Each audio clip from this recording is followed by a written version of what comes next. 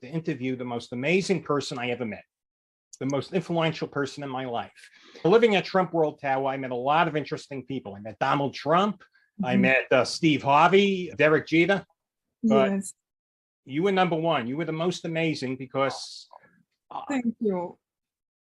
Thank you so much. That means truly, truly a lot. Thank you. I'll tell you why. I think you're the kindest person in the world and you're the happiest person in the world. Thank you. That means a lot. Coming, somebody saying that, I try, but I don't think I'm the one, but the number one, but still it means a lot from you. Thank you. You were a big influence on me and I wish I could be like you. The thing that stands out in my mind is that you're a survivor of the Rwanda genocide. We'll talk about that in a minute. Your family was murdered and you forgave the people that murdered your family, and they were murdered in a very brutal way. Being chopped up by a machete is just gruesome and horrifying. What happened was terrible, even if there is no amount of anger that can change it. You forgave the man that chopped up your family. How could you do that? Yes, it was a struggle. It was a lot of thinking back and forth. All I can tell you for sure is that I know anger. I felt anger. It was there. The worst thing was I felt justified in my anger, as you can hear what you're saying, exactly that what happened. So I felt justified. I felt my family were innocent. They never did anything wrong. They were born, whatever they gave them to call them a certain tribe. What is wrong with that? So the more I felt justified, the more anger I had. And the more anger I had, my own body was aching. My soul was aching. I had no peace. I couldn't remember how to smile out of anger. I couldn't remember how to see good in people because it was just like to see bad. And again, righteously so, somebody will say, yeah, you have a reason. And the whole tribe, neighbors, country turn against you. But then it still doesn't change the outcome, which was me suffering from my anger. So that forced me, I always say, God put me in a corner. He was like, okay, you're going to get it. You will know pain is going to get worse and get worse and get worse until you consider about forgiveness. So I didn't forgive because I knew how to forgive. I truly forgive because I asked God, help me. I want to feel good again.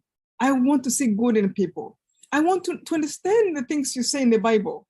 With that willingness to wish even to be innocent again, to wish to see good in the people, to see bad for what it is, of course, but to see good, that's where my help came from. Then slowly things started to unravel, to see the one side, like, wait, they're doing evil, but they're not evil. Because even me as a person, sometimes I might say something unkind, and then the next day, I can't believe I said what I said, which means I'm capable to change. So if I'm capable to see wrong, what about another person? It was such a 3 months conversation from inside. If another person can change, that means even a killer can change. So which means they're not evil, they are doing evil. So it was just like mathematically plus this understanding. In the end, it came to, yes, how in the world did I first be sold to be angry like them? How did I even wish to be like them? When you're angry, when you can't forgive, inside you, there is the thoughts and the suggestions of how can I revenge? Even if you don't revenge, like one of the things I used to say, I would never talk to anybody from that tribe. Could you explain to my viewers exactly what happened? What was the genocide about? So I wrote the story in actually 2 books left to tell, the first one, and the second one, Led by Faith, which was the next 10 years after the genocide. The genocide happened in Rwanda in 1994. I was a student in college. I grew up in a family of 3 boys and 1 girl, me and mom and dad. We were all there until the genocide. In 1994, we were all, my brother was one brother actually was outside of the country. The other one was just finished his master's degree. The younger one was finishing high school and was in college. I went home for Easter holiday thinking it was going to be just normal, even if I knew something was going on. And then the genocide started on the 7th of April and life never been the same. 3 months later, my family was killed. And my parents asked me to go to hide to a neighbor who was from the other tribe. And he put him in a bathroom 3 to 4 feet with 7 women. And we spent in that bathroom 3 months. The problem of the genocide, why it happened, in Rwanda, we had 2 main tribes, Tutsi and Hutu. And the tribe that was on power, decided to kill everybody from the other tribe. So it was almost like a political parties, the way the tribes were seen in Rwanda. We all look alike, speak the same language, and for some reasons, they said, you belong to this tribe. And if you have a nose that is a little bit this and that, you are Tutsi or Hutu. Then they gave the identity cards. So you kind of fell in that tribe without even knowing how and why. Anyway, those tribes behaved a little bit like political parties. Now living in America, I see people understand what it is for people to hate each other just because of political. Yeah. That's the reason why they made a genocide. Sadly, and I have to say this, evil never conquer, ever. Evil will always fall in the end. It might suffer people, cause them pain, but in the end, the right thing will conquer. That's how I see life.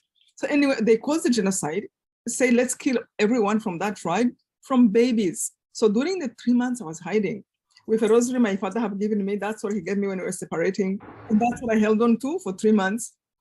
After those 3 months, they have been looking for us. I went in that bathroom, 115 pounds. I came out 65 pounds.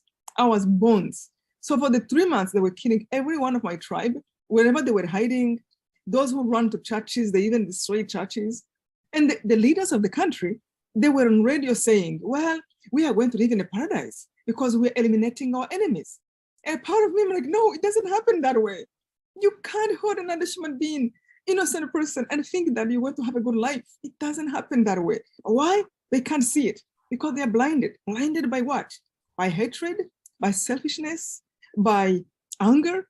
So you can see it, but they couldn't see that. This was like a madness of the whole government and then the whole people. Many people from the Hutu tribe. Not everyone was bad. Look at the man who hid me was from the Hutu tribe because they were only ones who were able to go outside. So he hid me. They came to search for us up to the door. I mean, they came like 8 times in that house. Yeah, where I was hiding, 3 by 4 feet bathroom. People who were killing, they came to that house like 8 times. Find you. By the grace of God. It was then I started to be really interested in God. Like it would truly take him seriously. I remember the time when I said, God, I might not understand everything about you, but I am all yours. I'm going to check everything you say, and I'm going to try to be everything you say until you disappoint me. And to tell the truth, to this day, I don't think God have ever disappointed me. Everything that happened, there is always a way, again, from the Bible, through the Bible, I'm able to understand. So anyway, came outside of the bathroom 3 months later. I found out more than 1 million people of my tribe were killed. It was a very brutal killing. Yeah, grenades. Like they used to put people in a stadium and they would throw grenades and then shoot.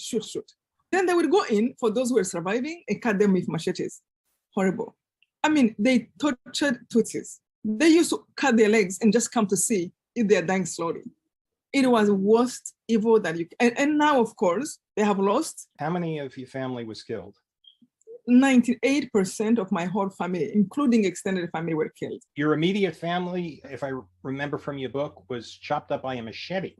Yes. I mean, that's absolutely horrible. And it was one person who did it?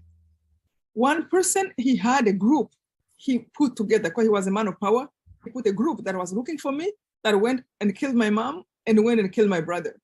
So I made the person who literally hands-on, who had the machete, and I made the person in prison who had the group that were looking for them. I heard them outside of the bathroom, and he was saying, it is only Immaculate we are lacking in the family.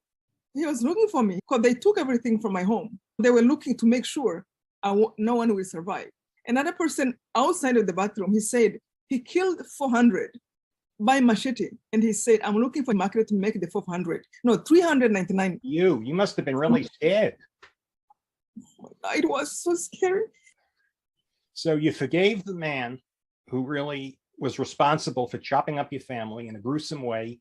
I just can't get over that. If someone did that to my family, I'm going to be honest with you, I'd want to set them on fire slowly. But you forgave them and you're happy. I wish I could be like you.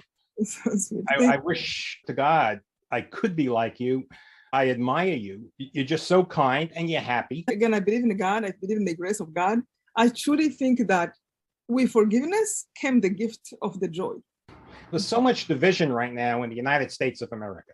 There's so much hostility and radicalism in the Republican and the Democratic Party. Yes, People hate each other. What is your advice to America? I see that. I live in this country now. I go back and forth, of course, in Rwanda. But I just wish people can really take time to think individually and watch themselves and say, what am I doing? Even the things I'm believing, is this good or bad? What I'm thinking about another person, do I want to be the person who just think about evil and bad of other people without sometimes even knowing the people fully? You don't even know that person really well. You can judge what the person is saying in the moment, but don't go to hate them so much like you know everything about them. So what I wish in America, especially, it makes me think about what I have gone through during the genocide, how these two tribes who are brothers and sisters, coming from the same Father, God, that we are here on earth, God put us here willingly, individually, lovingly, and we are falling in the trap of Rwanda.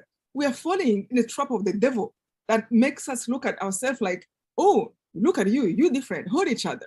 What if even somebody think about something differently? Can I bear them? Can I listen to why they think that way? Why do I have to hate them? I just wish that people can accept each other and also think back and learn something from Rwanda. This is what our politicians are preaching. It's almost the same thing as what happened in Rwanda. Sadly, if you can learn from Rwanda, the people who caused that, they did not win. I just wish people can see there is no good thing, no good outcome out of evil. I really appreciate taking the time to talk to me. Like I said, you're the most amazing person I ever met. To be able to forgive someone like you did, that's just amazing. Do you have any parting message? Yes, I want to encourage people. You see, we can't control what other people do. We can change ourselves, but we can't change others. So if we see evil, for those who pray, please encourage you. Pray, pray, pray. Because truly prayer can change everything. Also, please let go the anger. If somebody does something bad and then you succeed to become like them and more angry, you have become two, not one anymore. Let go the anger and do your part. Do good, do your part, and pray for our country, pray for peace. I hope the United States of America will listen to your message. I hope this video circulates. There's a lot of hostility out there. There's a lot of violence. The Republicans and the Democrats are getting very hostile towards each other. It's getting pretty bad. It's quite possible there's going to be a lot of violence, and I just pray that doesn't happen.